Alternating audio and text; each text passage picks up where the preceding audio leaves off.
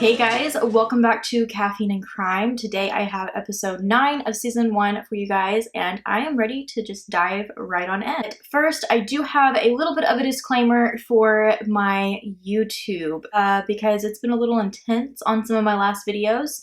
So I am kind of throwing the idea back and forth about doing a series or a season wrap up. So I will talk more about a lot of these issues and that, and also that will kind of be like a little bonus for you guys who really are enjoying my podcast in between season 1 and season 2. So you'll kind of have that little bonus episode of me just recapping some of these cases, talking about them, but also talking about my experience with my first season. But for my YouTube, I wanted to put this section just in my YouTube because, oh my gosh. So first of all, I want to say that in most of these cases, I am talking about theories. Theories is a term where it's what some people have said has happened. So maybe this could have happened. So they're saying maybe, not that this happened. They're saying maybe this happened. That is what a theory is, if you're not aware. I'm not trying to come at anybody, but I'm kind of tired of people like coming at me over like if I'm telling somebody else's theory. Obviously, other people have thought about it before I have. This is not coming from me. I also am never showing or trying to come across showing any disrespect. Don't get me wrong, there's cases that really irritate me.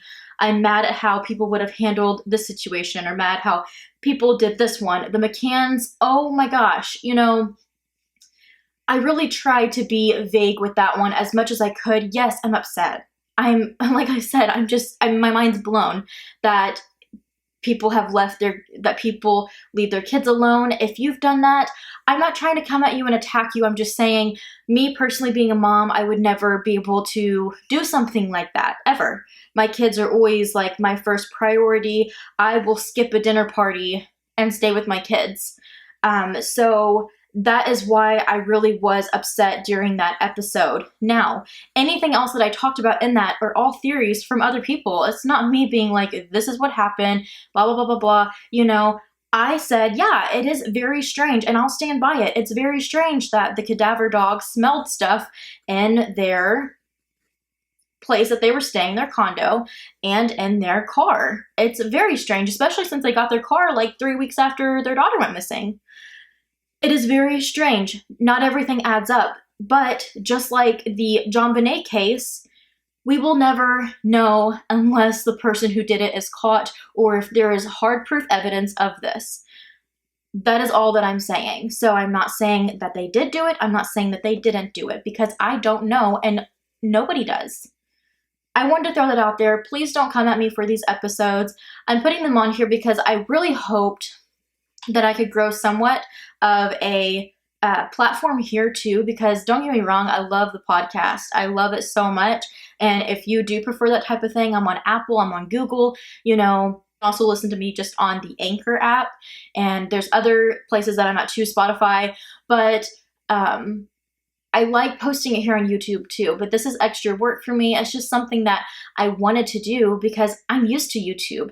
I have a beauty channel. I have a lifestyle channel. So I'm very used to YouTube, and that's why I wanted to have this here. I watch tons of people here on YouTube who do true crime. So I just wanted to be a part of that community. I'm not here to degrade people or make people feel like, like shit. I'm not trying to do that. I'm just trying to voice my opinion, of course. I mean, that's freedom of speech on true crime and this type of ordeal. And when it comes to cases that I have been taking on, like with kids, I'm a mom. I'm going to voice my opinion on some things, and I should be able to do so. But at the end of the day, especially on cases that are not solved with concrete evidence, I don't know. You don't know. I'm not sitting here being a person that's like, they did this. I'm not doing that because I don't know that they did, or if they didn't. I don't know.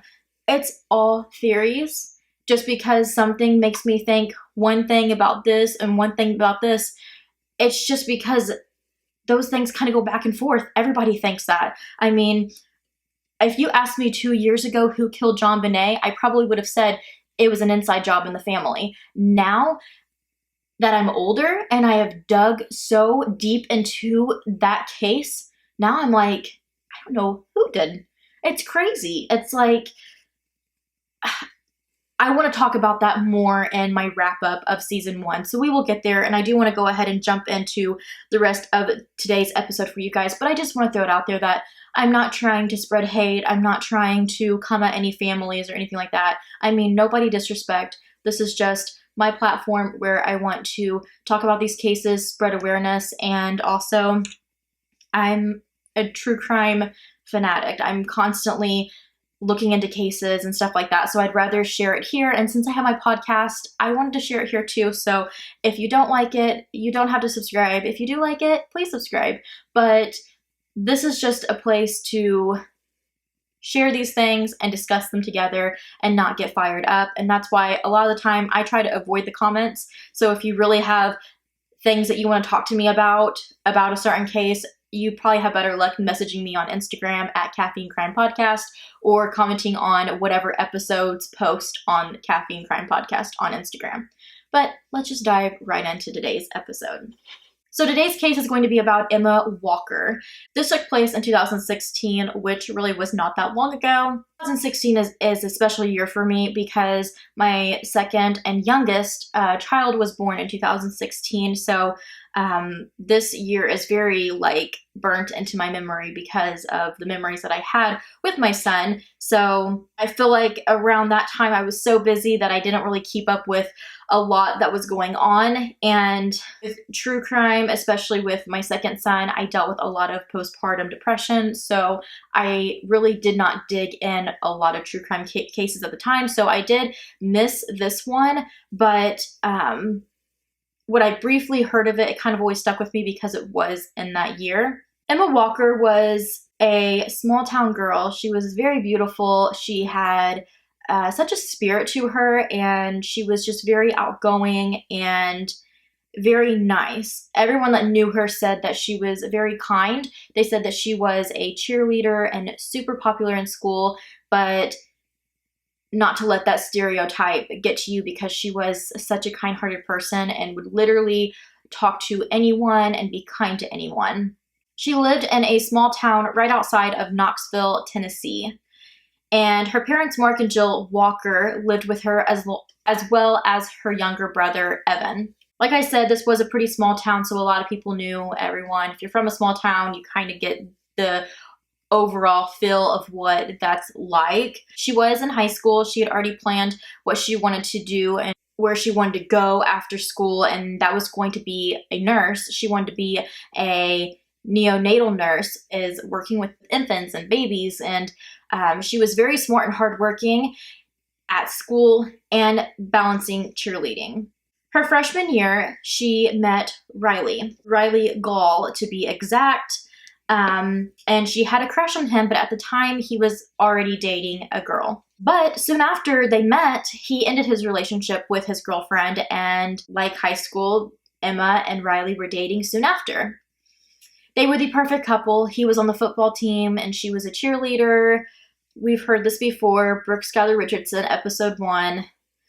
But, things were going really great until Emma's parents were upset that he wasn't taking Emma to junior prom. So he was 2 years older than she was. He was known to be a great person. He was a churchgoer and was active in his church. But he was 2 years older than her. She was a freshman, he was a junior, and his junior prom was coming up.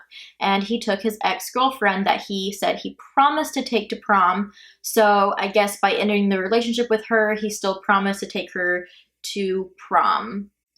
Emma's parents were very upset about it because they didn't know how it was going to affect their daughter, but Emma didn't seem to mind at all. She blew it off, and by next year, she was with him at his senior prom, so it didn't really bother her.